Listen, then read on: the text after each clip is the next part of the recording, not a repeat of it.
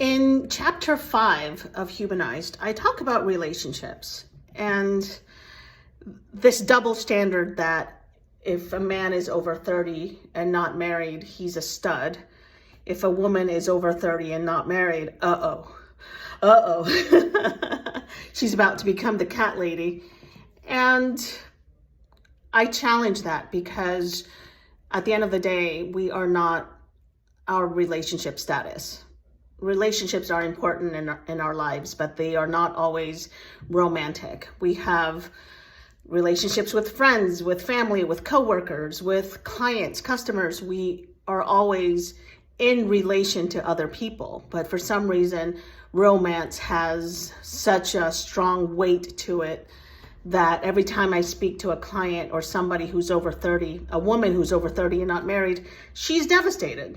She seems to be attaching her self-worth to whether she's married or not. Now, somebody recently asked me a very valid question. This person said, if relationships are always a reflection of us, then what does it mean when you're still attracting unavailable people with attachment problems like avoidance, anxious, disorganized attachment? What does it say about you? And I try to tell people to be very careful with these thoughts that we attract everything into our lives. It's a little bit dangerous, and I know a lot of spiritual communities do that, but sometimes we just need to learn a lesson, whatever that lesson is.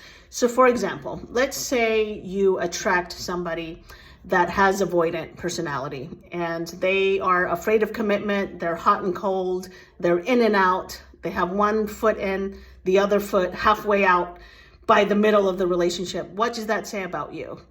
I think it's a test. It's a test because at the end of the day, our relationships do reflect who we are, but I think most importantly, they reflect what we are willing to put up with, because at the end of the day, we accept, I think I heard it in a movie, we accept the kind of love we think we deserve. So if somebody is an avoidant and they're kind of pulling away and playing these cat and mouse games, it's an opportunity for you to be, okay, am I in my people pleasing phase, or am I willing to stand strong in my power and be like, you know what, this is nonsense.